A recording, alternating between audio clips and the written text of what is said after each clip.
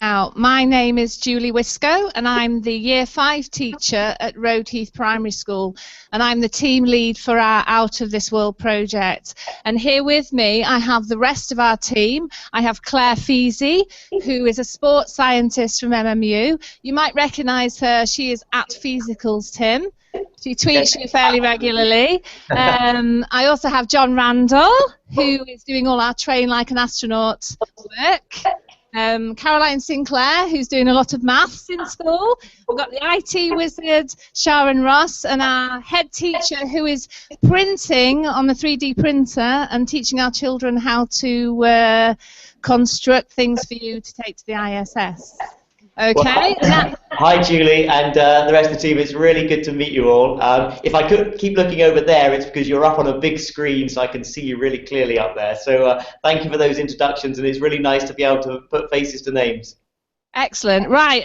Not only have I brought the team here, but we've brought the entire Rode Heath Primary School. So 200 children have come here today to Manchester Metropolitan University and Crewe just to talk to you. And I want to say a huge thank you to ESA, all the people at ESA and MMU who have made this event possible. So let's say a huge good morning again to Tim Peake. Good morning, everybody from Rode Heath. It's great to be talking to you this morning. Now, you know, Tim, that we are currently involved in a major whole school space project which is based around your mission to the ISS. And we're currently working our way through our objectives and our space passports. Can we wave them, guys? And one of our key objectives has been to talk to you. So that's one of the ones we can definitely tick off now, isn't it? Another of our objectives was to launch a balloon into space in March. And I don't know whether you've received my question, but we were wondering if you've come up with a name for our mission into space. Well, I thought keeping it simple and just going for the ballistic balloon, I thought was perhaps a good one. Does that sound good, Rode Heath? Right, that's fab. So that's what will go on our payload then, right into space. Now, we've come here for the children and we've come here to ask you questions. So I think we'll start off with our first pair of questions. So we've got Daniel Lewis from Year 3 and Isaac Capes from Year 5. So if you'd like to stand up, guys. What first interested you about space? Hi, Daniel and Isaac. And sorry, what was the question? And what inspired you to become an astronaut? So what interests me about space? Do you know, really, I was interested in space right from an early age, just by looking up at the stars, and I loved, you know, gazing at the universe and sort of wondering about the big questions of what's out there and what are stars and planets made of. And then from there, really, I became more and more interested in flying, and then as an army pilot, I became a test pilot and started working closer with the space industry, and finally had this wonderful opportunity to become an astronaut. So it's been really a lifelong passion that started from that first moments of gazing up at the stars and sort of wondering about the universe, and then having this sort of curiosity to want those questions answered. And now finally I'm part of the machine that can actually go up into space and hopefully answer some of those questions.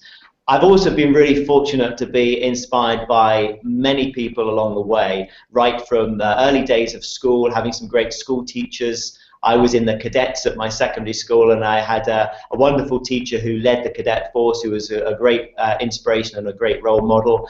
And also throughout my military career, I've had some great leaders as well who have inspired me. And certainly within the space industry, of course, there have been some wonderful astronauts who I look up to, who have done some amazing things. And one of the greatest things, I think, is a guy called Bruce McCandless, who went out of the shuttle cargo bay in a jetpack and nothing else, no tethers, and just took himself off into space with just this jetpack. And I think that's one of the most amazing things you could possibly do. Thank you, Tim. I think some of the Rode Heath children would like to be astronauts. Put your hands up if you want to be an astronaut. There you go. You see how inspiring you are. So, next question. Ashton Tice from Year 4. Are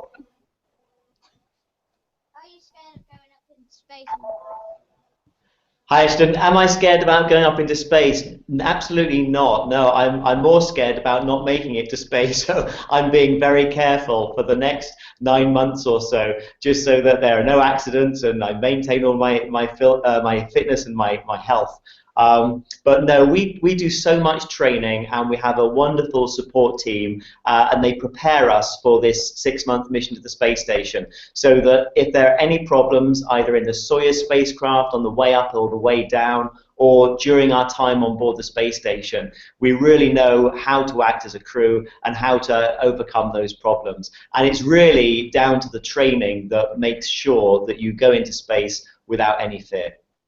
So we've got a really good question next then, haven't we, from Jack Harrison from Year 3, and it's all about training. What has been the most challenging aspect of your training so far?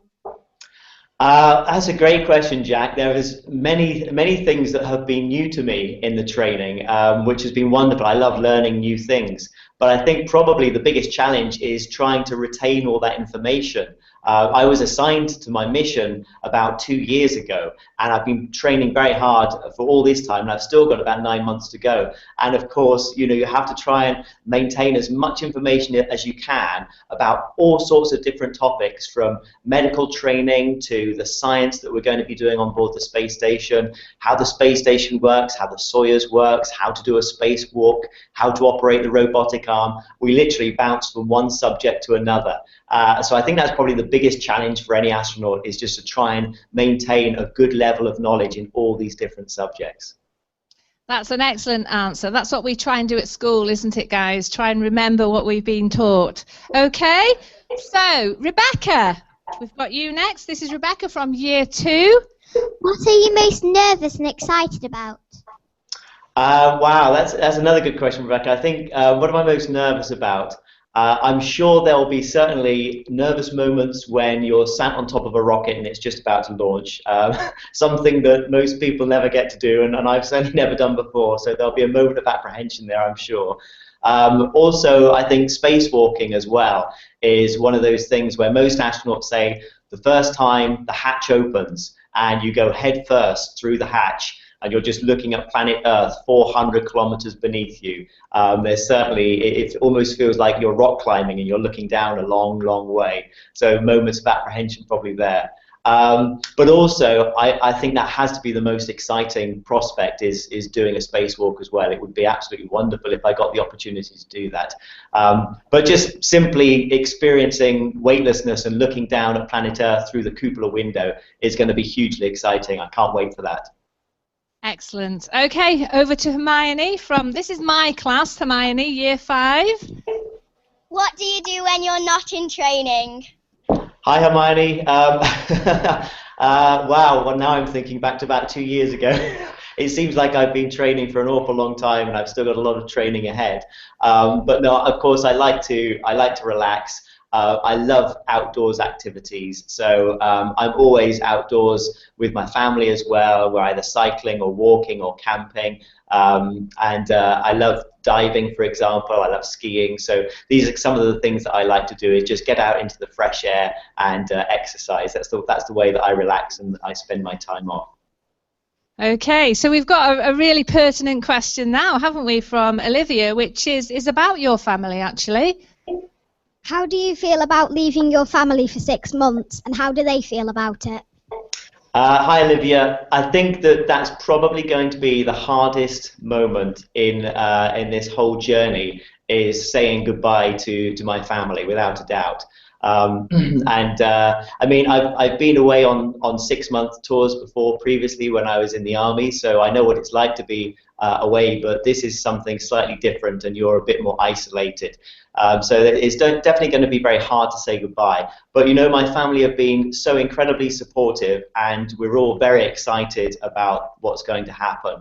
And certainly it's just such a positive experience that really that kind of is the main thing.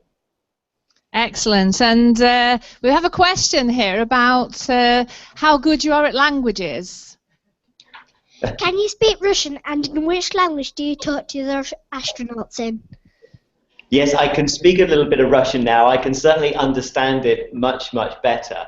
And in Russia, when we train in the Soyuz, everything is in Russian. All the documentation we read, all the manuals, the language over the radio, it's all Russian. So we have to be pretty good. And also, I'm going to live for 6 months on the space station with 3 Russian cosmonauts. So, you know, I want to be able to talk to them in their own language, and we want to be able to converse. It's quite funny because the astronauts, we don't call it English or Russian, we call it Ringlish, because, you know, they've got a pretty good English, we've got a bit of Russian, and we kind of get by between the two of us in this Ringlish language. So that makes it all go fairly smoothly. So can you say hello to us in Russian? Да, конечно. Здравствуйте. Oh, very, very good. Now we have Charlotte, and Charlotte wants to be an astronaut, and she's dressed specially for the occasion, and she wants to ask you a very important question, don't you, Charlotte? How do you become an astronaut? So how do you become an astronaut? Hi, Charlotte. Gosh, that's a hard question to answer. How do you become an astronaut?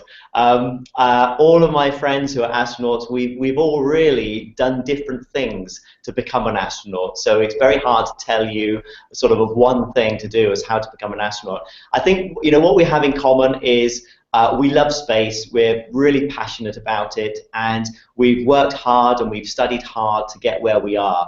And I think really that's the main message, is that, you know, if you've set your heart on something that you really want to do, then just keep going, work hard, persevere, and, you know, your dreams will come true. Well, we really wanted to speak to you today, and we've done it, so that's really good advice. And so, yes, working hard, that's very, very important. Right, the next question, we've gone now to questions about the ISS. So, Ellie, would you like to read your question out, please? What do you think it will be like living on the ISS, and will you enjoy it? Hi, Ellie. I certainly hope I'll enjoy it. I'm sure I will once I get there. I think it's going to be really strange. For the first 2 or 3 weeks, my body will not know what's going on because there's no up or down. So you might look away and then suddenly you realize that you've turned upside down, and the next time you look back to what you're doing, everything's different. And it takes the body quite a long time to adapt to that. But then once you get used to it, everybody says that it's a remarkable feeling being in weightlessness, because you can just move around so quickly and so freely, and you've got so much extra space. If you look around you now where you're sitting, so much of that room you're simply not using. It's got a big tall ceiling. You imagine if you could use all the space in the room that you're sitting in right now, you could all be floating around and so doing different things in different positions. So I think that's some of the things that are going to be most interesting about living in space. Right, and we have Rachel Brooks-Smith next from Year 6. Are you allowed to take personal possessions with you? And if so, what will you be taking? Yes, you're allowed a very small allowance. It's about, I guess, the size of a shoebox that you can take up with you. So not much space, but I'll certainly be taking some personal things. There are things I want to take, some patches and some T-shirts, of course, and lots of things that I can give out to people when I get back, but also just some photographs of friends and family as well, things to stick up in my small crew quarters, my small cabin that's going to be on board the space station. So I heard you mention the word T-shirts there. Have you received the T-shirt we sent you? I can show you right now. Wow! It's being proudly worn, the Talk to Tim T-shirt. Thank you very much. Yeah, I love it. Excellent, excellent. That's fabulous. Right, moving on to Charlotte Rutledge from Year 2. What is the thing you're most looking forward to seeing in space, and will you send us a photo? Hi, Charlotte. Yeah, of course, I'll send you lots of photos. I'm going to try and share this mission as much as I can with all of you guys. What am I most looking forward to? I think, seeing some of the pictures that have come back from the space station, when the space station passes into the shadow, so you see night, you see Earth at night, you get wonderful photographs of storms, of lightning, the cities by night. I think they're really fantastic pictures. But probably the most special thing is to see the aurora. at the poles, the north and the south poles, where you see that wonderful green glow of the aurora. So I'm really looking forward to seeing that. Excellent. Right, another question from Year 6. What would happen if you became ill on the ISS? That's a great question. You know, we go through all of this medical screening and medical testing to try and make sure that we're fit and healthy and we're not going to have any problems on the space station. And also, before we fly, we have to spend 2 weeks in quarantine to make sure that nobody takes a virus, a cough or a cold or flu or anything onto the space station. So you hope that it's a very clean environment and that nobody gets sick. But of course, if somebody does get sick, then we have medical doctors and flight surgeons who are at the end of a camera, just like I'm talking to you, and I can talk to a flight surgeon and we can discuss any problems. There's also medicine on board the space station, so you can take things to try and make yourself better. You could even do minor surgery if you had to on board the space station. And as a very last resort, if somebody was really ill, then of course we have the Soyuz spacecraft and we could put them in there and just return to Earth in about sort of 6 to 12 hours. You could be back down on Earth. That sounds a bit dramatic, doesn't it, performing minor surgery? Would that be something you would do? We have been trained in, how to administer local anesthetics, how to do suturing, just in case, for example, somebody had a bad cut or a foreign object that needed removing, something like that. But anything that was more serious than that, if you didn't have a medical doctor on board with you, then you'd probably just come back to Earth and have it dealt with back here. Yeah, that sounds good. Right, now we have a very long question from Bobby in Year 1, which is quite complicated. So, have you been practicing, Bobby? Right, over to you.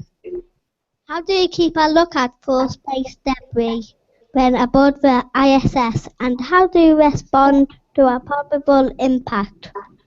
Hi, Bobby. Oh, sorry, carry on.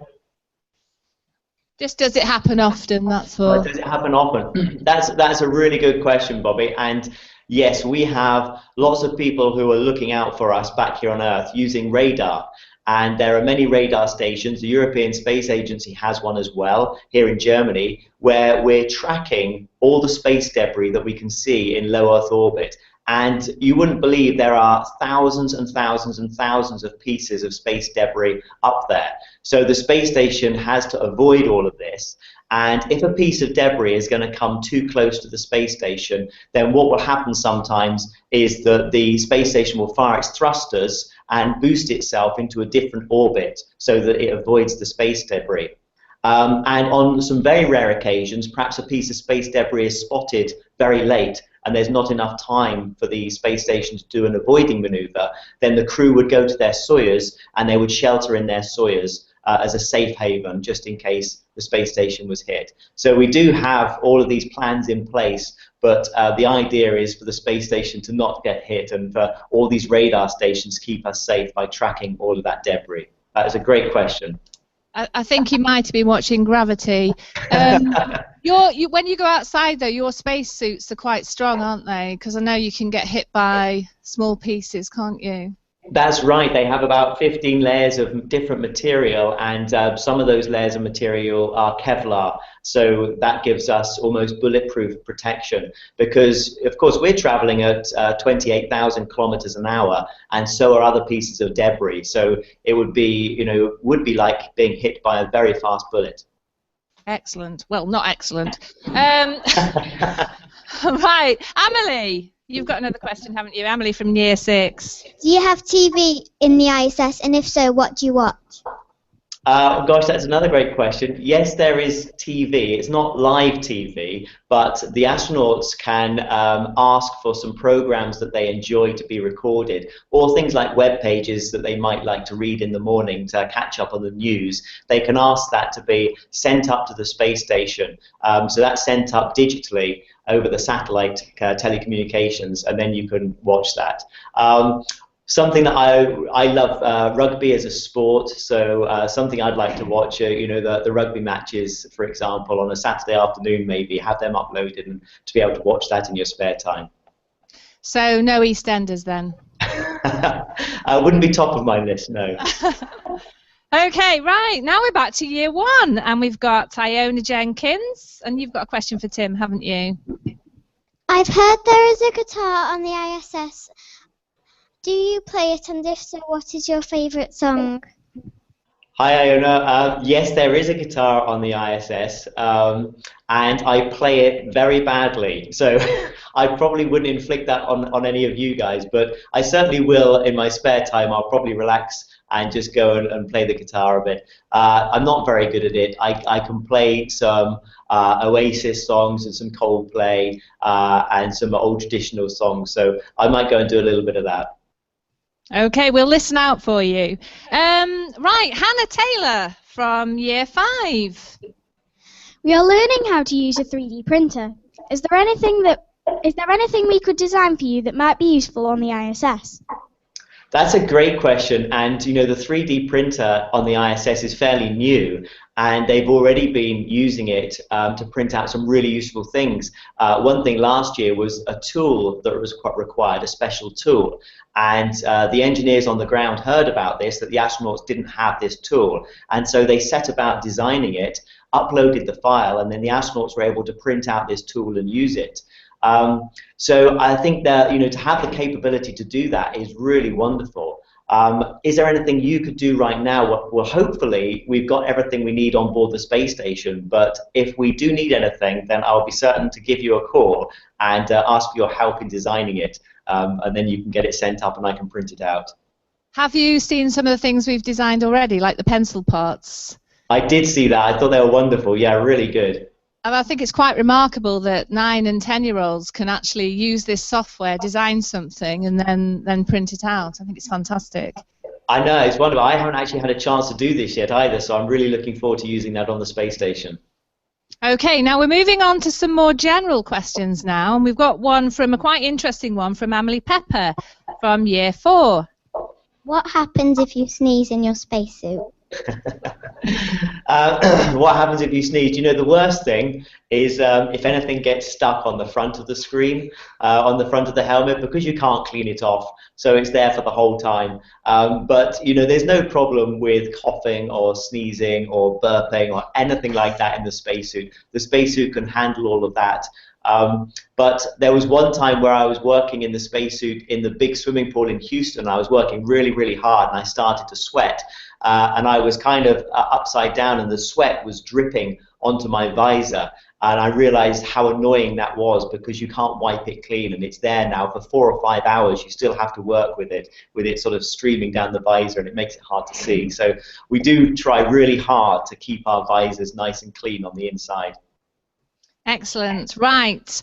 We have Ellie Jepson now from year 2. Can you drink fizzy pop in space? Hi, Ellie. That's a good question. Can you? Yes, you could drink fizzy pop in space. It would be a bit messy because anything that's liquid and that's not contained is just going to float everywhere. But if you could contain it somehow, then yes, you could drink it. One of the things I was really fortunate to do was the Nemo mission, where I lived for 12 days underwater. And what was really interesting there is you could take down a can or a bottle of fizzy pop, and you could shake it as hard as you like, you know, and then open it up, and it wouldn't spray out at all, because the pressure, the air pressure, was so high that it kept all of those bubbles inside the liquid. On the space station, we're at exactly the same pressure that you're at right now, so there would be no difference. If you opened a can of fizzy pop, it would spray everywhere, so you'd have to have it contained to stop it going everywhere. And do you have a favourite kind of fizzy pop? I like all sorts of drinks, but I probably won't have anything fizzy on board the space station. There's nothing planned to take up there, but I just like sort of cold orange juices and things in the morning will be fine. That sounds very healthy. Right, okay, over to Millie from year 5. Who were your heroes as a child, and have they changed since you've grown older? Gosh, that's a good question. Who are my heroes? When I was when I was younger, I loved comic books, and so I had all sorts of heroes in comic books. And yes, they've changed over the years. I think as you know, you grow up, you go from comic books to musicians and following pop music, rock music, etc. And then you get role models throughout your life who inspire you. I've been really, fortunate to just, like I said before, to really work with some people who have been really inspirational in my life and given me really good direction as well. And we have our last child question, and I think Claire Feasy would like to ask you a question after that. But over to Oliver, and this is really important. We need to know this, don't we, Oliver? Did you ever do anything exciting as this when you were in school? Oh, I missed that question, Oliver. Sorry, could you say it again? Did you ever do anything exciting as this when you were in school? Did I do anything as exciting as this when I was in school? I did lots of exciting things in school, but I must say, I think this is probably the most exciting thing I've ever done in my life. But when I was at school, I loved doing sort of outdoor adventure training and activities like that, and rock climbing things, canoeing, and they were what I really found exciting. I also remember studying projects like this when the space shuttle was flying and it was repairing the Hubble telescope, and remember studying things like Jacques Cousteau and his diving expeditions. And I loved all of that. Anything that involved exploration I found absolutely fascinating, really exciting. Okay, thank you, Tim. So I know you haven't heard these questions, so I hope they're not too hard from Claire. I think she'd like to ask you something about... Morning, Tim. Thank you very much for spending time with us this morning. And this is fatal now. They've given me the microphone and I've got you some time with you. As a sports scientist and as a physiologist, one of the things we're really interested in is circadian rhythms and sleep patterns and things like that. And so I wondered if you could just tell the children what it's like on the ISS and how long you'll sleep during the day and how you'll get used to that. Yes, well, the ISS goes around the Earth every 90 minutes. So we see 16 sunrises and sunsets every day. And if ever any of you have flown anywhere and changed the time zone, you know how bad jet lag can be and how it messes up your circadian rhythm. So if you were to look outside the window and have just a light of 16 sunrises and sunsets each day, it would really mess up your sleep rhythm and you wouldn't sleep very well. So the astronauts do take a while to get used to that. And as I said, there was this kind of 2-week period where the astronauts are adapting to spaceflight, and learning how to sleep is one of those things you have to adapt to. We have some new lighting actually that's going up to the space station this year, some new LED lighting that's going to hopefully help with this. And it will start off in the morning with bluish white light, and then it will go from normal white light in midday to soft yellow light, and eventually it will go to red light in the evenings as we're relaxing. And hopefully we're thinking this lighting will assist the body in getting into a natural circadian rhythm so that you get your good amount of sleep in the evenings. That sounds really exciting. That's very similar to the sort of things that athletes would do when they were travelling. They, for example, when they're on their aeroplanes, they'll set their watches to the time zone where they're travelling to. They'll use sunglasses to get them into the idea of night and things like that. Fantastic. Am I allowed another question? One more question, Tim. One more. Thank you. Obviously, one of the things the children will be learning about is the effect of zero gravity on the body. And so I wonder if you could just tell them a little bit about the training that you're going to be doing up there and the treadmills and things like that. Yes, absolutely. The idea is that we will try and prevent the body from adapting too much to zero gravity. Otherwise, it makes it really hard when you come back to Earth. And some of the difficult things coming back to Earth is the heart muscle, because in zero gravity, the heart has a really easy time because it's not having to pump blood against the force of gravity. So the heart muscle actually shrinks, and the stroke volume reduces. And if you didn't do any exercise on the treadmill or on the bike machine to keep the heart exercising and to keep your heart muscle working, then it would really degrade over 6 months in space.